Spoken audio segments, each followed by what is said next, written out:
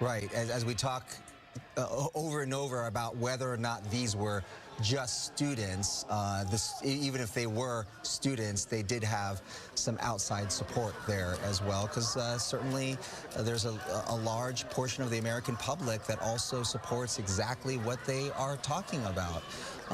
And we're looking at live pictures now as some of those last protesters are being arrested. From what we could just glean from the arrests that we've seen all morning long, these are young people. They are, so far, the majority of the people that we have seen taken into custody are young. Incredibly.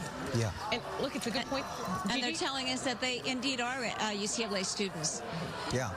But it's the last one standing there all telling us that they do go here. Mm-hmm. It's a good point that you make, though. This is, as we've seen decades before, this is a situation, this is a cause that is not independent to something happening in a classroom. Right, right. It's not a bubble, right? So absolutely. On all sides of this conversation discussion. that's happening across our country.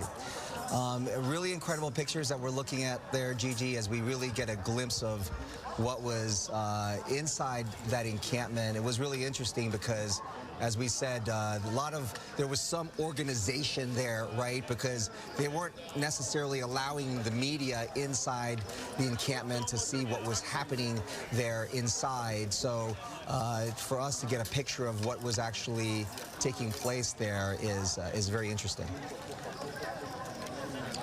Very reminiscent of Occupy LA when they took over the lawn of City Hall. They had a whole encampment there. They had a whole city, and they were also very, very organized. We just saw a sign. I don't know. You're looking at that sign. Jewish students say Free Palestine. There were many people in this encampment. When they did speak to the media, they identified themselves as being Jewish, but supporting the cause of Free Palestine.